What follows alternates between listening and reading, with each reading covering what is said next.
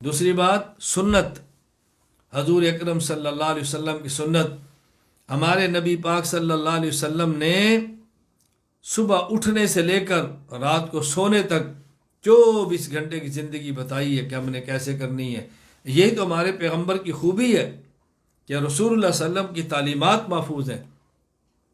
آپ نے بتایا جب اٹھو تو دعا پڑھو، الحمدللہ الذی احیانا بعدما اماتنا والیہ النشور. اٹھ کے بیت الخلاء جاؤ تو دعا پڑھو بیت الخلاء جانے سے پہلے. اور جانا کیسے ہے؟ بایاں پاؤں پہلے رکھو کھبا، پھر دایاں پاؤں رکھو سجا، اور بیت الخلاء میں داخل ہونے سے پہلے دعا پڑھو، اللہم انی اعوذ بک من الخبث والخبائث. باہر نکلو تو دایاں پاؤں پہلے بایاں پاؤں بعد میں، اور دعا پڑھو الحمدللہ الذی اذھب عنی الاذی وعافانی. سبحان اللہ. مسواک کرو، فوائد بتائے، فجر کی سنتیں پڑھو، نماز پڑھو، سنت میں کیا پڑھنا ہے، پہلی رکعت میں کیا پڑھنا ہے، دوسری میں کیا پڑھنا ہے، قیام میں کیا، رکوع میں کیا، سجدے میں کیا، سب بتایا، تشہد میں کیا. پھر پورا دن کاروبار کیسے کرنا ہے سنت کے مطابق. تو ہم نے اپنی زندگی کو سنت کے مطابق بنانا ہے. گھر میں کھانا کھائیں سنت کے مطابق، ہاتھ دھو کر کھائیں، دسترخوان بچھا کر کھائیں، اپنے دائیں ہاتھ سے کھائیں، بسم اللہ پڑھ کے کھائیں، لقمے چھوٹے کریں، اپنے آگے سے کھائیں، ادب کے ساتھ بیٹھ کر کھائیں. رسول اللہ صلی اللہ علیہ وسلم فرماتے ہیں میں ایسے بیٹھتا ہوں جیسے غلام بیٹھتے ہیں. اللہ اکبر. جب کھانا کھائیں اپنے آگے سے کھائیں، یہ ان انگلیوں 3 انگلیوں سے کھائیں، اور کھانے کے بعد انگلیوں کو چاٹ لیں، پلیٹ کو صاف کریں، رزق کو ضائع ہونے سے بچائیں. پھر دسترخوان کو لپیٹیں اور دعا مانگیں، الحمدللہ الذی اطعمنا وسقانا وجعلنا من المسلمین. کوئی دعوت کرے تو دعا مانگے، اللہ اطعم من اطعمنی واسق من سقانی. دعائیں مانگیں. سنت کے مطابق بیت الخلاء میں بیٹھیں، سنت کے مطابق کھانا کھائیں، سنت کے مطابق بازار میں جائیں.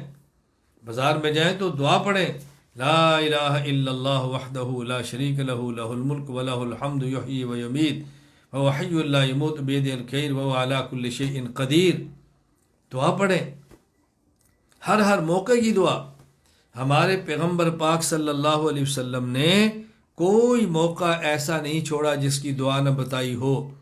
حتیٰ کہ خامد اور بیوی جب آپس میں ملے تو بھی دعا بتائی ہے. اللہ اکبر. کس قدر ہمارے پیغمبر نے اپنی امت کو درس اور سبق دیا ہے. سنت زندگی گزاریں، بدعات سے بچیں. ہماری خوشی سنت کے مطابق، ہمارا غم سنت کے مطابق.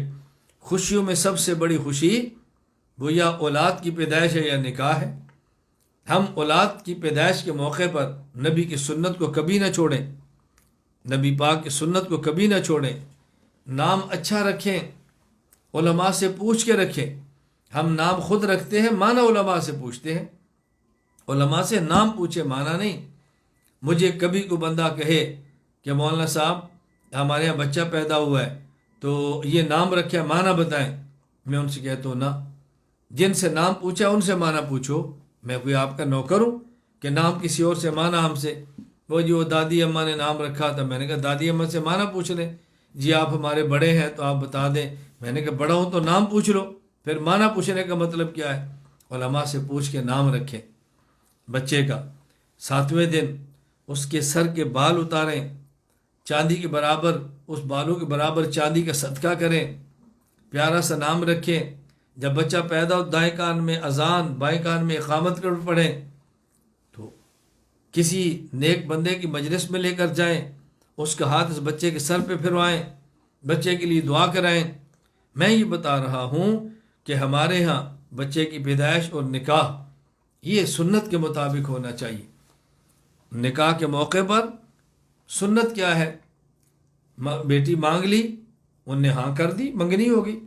اس پہ کپڑے، اس پہ رسمیں، اس میں مہندیاں، اور اس میں زیور، اس میں کھانے. پھر اللہ معاف فرمائے اس پر ڈانس، اس پر ناچنا، اس پر گھڑے بجانے، اس پر گھنگرو، اس پر مرد و اکٹھا اجتماع.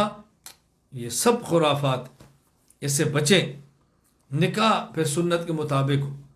رسول اکرم صلی اللہ علیہ وسلم فرماتے ہیں اعظم النکاح برکتاً ایسر و معونہ، جس نکاح میں خرچہ کم ہو اس نکاح میں برکتیں زیادہ ہوتی ہیں۔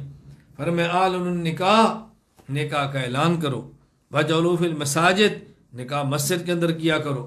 ہم نکاح شادی حال میں کرتے ہیں، لڑکا بھی استاسی کا، لڑکی بھی استاسی کی، لڑکا بھی گاؤں کا، لڑکی بھی گاؤں کی، اور دونوں شہر جاتے ہیں، حال والوں کو پیسے دیتے ہیں، وہاں پہ ڈانس ہوتا ہے، ویڈیو بنتی ہے، گناہ کرتے ہیں، پھر وہاں سے واپس آ جاتے ہیں۔ سادہ نکاح کرو، سنت کے مطابق کرو، کیوں اتنے پیسے خرچ کرتے ہو؟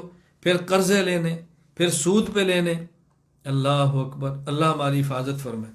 نکاح سنت کے مطابق ہو، کپڑے سنت کے مطابق ہو، اپنے بچوں کو سنت کے مطابق کپڑے پہناؤ، اس کا اثر ہوتا ہے۔ بچوں کا چہرہ سنت کے مطابق ہو، عورت کی زندگی سنت کے مطابق ہو، اس کا فائدہ ہوتا ہے۔ جب موت آتی ہے تو سنت کا اہتمام کریں، مرنے والے کے پاس کلمہ طیبہ کا ورد کریں تاکہ وہ کلمہ پڑھتا ہوا دنیا سے چلا جائے۔ پھر سنت کے مطابق غسل ہو، سنت کے مطابق کفن ہو، سنت کے مطابق جنازہ ہو، سنت کے مطابق دفن ہو۔ یہ کل، یہ 7واں، یہ 10واں، یہ 40واں، یہ بدعات ہے، سنت نہیں ہے، ان سے بچنے کی کوشش کریں۔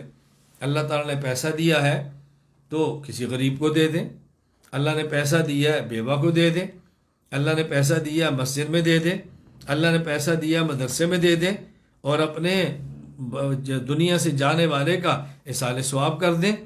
سب سے پہلے اس کی نمازوں کا حساب کریں، اس کا فدیہ دیں، اس کے روزوں کا حساب کریں، اگر نہیں رکھے تو فدیہ دیں، اگر اس کے ذمہ زکوٰۃ تھی تو ادا کریں، اس کے ذمہ عشر تھا تو ادا کریں، اور پیسہ اس کے ایصال ثواب کریں۔